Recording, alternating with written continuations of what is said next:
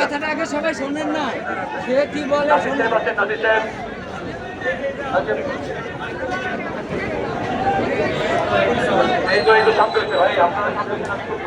এখন আমার কথা শোনেন। আমার দুইটা প্রশ্ন উত্তর দিলেন, সেনাবাহিনীর প্রতি আপনাদের বিশ্বাস আছে নাকি নাই? আছে? এই সন্ত্রাসী বলেন, যেই বলেন আমি একজন মুসলমান, এই সন্ত্রাসী বলেন, আপনি যদি বলেন যে এই ধর্মান্ধ আছে, সব আমি মেনে নিচ্ছি, সব আমি মেনে নিচ্ছি, ঠিক আছে? আপনাদের সেনাবাহিনীর প্রতি বিশ্বাস আছে? ওকে সর্বোচ্চ শাস্তি হবে, ওর সর্বোচ্চ শাস্তি হবে। আমি শেষ করি, আমি কিন্তু বলছি, আমি শেষ করি, আমি শেষ করি, আমি শেষ করি। হ্যাঁ হ্যাঁ, বয়স আগে নেই, তুমি যাবো নাকি যাবে না? তোমার কিশোর আইন আছে, কিশোর আইন আছে, কিশোর আইন আছে। আমি আমার কথা শোনেন, আমার কথা শোনেন, আমার কথা শোনেন।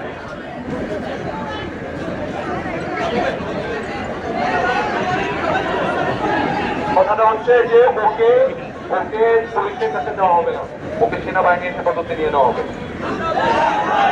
ওকে টোটালি এই সন্ত্রাস বলেন, এই নাস্তিককে সেনাবাহিনীর আন্ডারে নিয়ে নেওয়া হবে।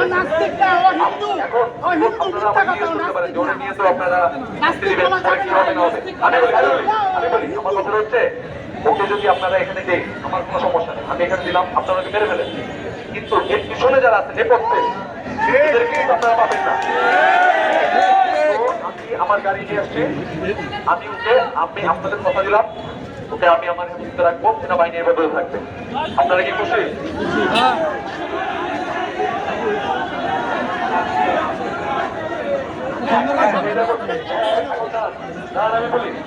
আমি বলি আপনারা যারা শিক্ষিত আছেন, যারা শিক্ষিত আছেন, তারা তারা আপনাদের একটা মানুষের মৌলিক অধিকার সম্পর্কে আপনার ধারণা থাকা উচিত।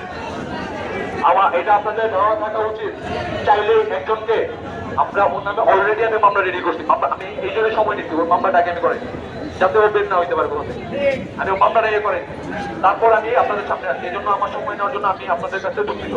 বিষয়টা হচ্ছে যে যদি আমাকে যদি আমি না নিয়ে যেতে পারি থেকে, তাহলে এর নেপথ্যে যারা আছে তাদেরকে এমন তো বলছেন মাথা নাড়া করে দিতে, মাথা নাড়া করে কোনো সময় নেই, আপনি তাকে আমি নাড়া করতেই পারি, কিন্তু বিষয়টা একবার চিন্তা করেন। আপনি চাইলেই একজন মানুষের গায়ে হাত দেওয়া, মানুষকে ইয়া করা, মানে গলায় একটা জুতা মালা দেওয়া, এটা হলে আমি এখানে আছি, আমার সেনাবাহিনী নির্বাচনের মধ্যে আমার দাগ লাগবে, কারণ আমি ওকে কেউ করতে পারি, ওর যতটুকু সাজা হওয়ার করতে হবে, এটা আমি আপনাদের প্রবেশ করলাম। আমাকে আমাকে আমাকে যাক আমাকে যাক আমাকে যাক দিতে দিন। আমি কিন্তু একবারও বলি নাই যে পুলিশের আন্ডারে থাকবেন, বলছি পুলিশ বাহিনী অবশ্যই অবশ্যই পুলিশকে আমি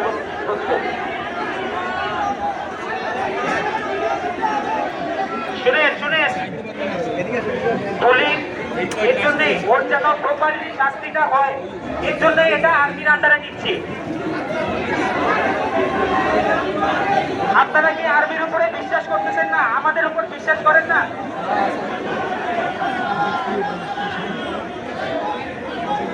আমি একটা কথা বলি, আমি নিজে একজন মুসলমান, আমার নামের আগে মোহাম্মদ, আমি নিজে একজন মুসলমান, আমার গায়ে আপনাদের যেমন রক্ত আছে, আমার গায়ে মুসলমানের রক্ত, আমারও গায়ে লাগছে, কিন্তু আমাকে প্রক্রিয়া করে দিতে হবে, সে যাতে সর্বোচ্চ শাস্তি পায়, সর্বোচ্চ শাস্তি পায়, এটা আমাকে প্রক্রিয়া করে দিতে হবে।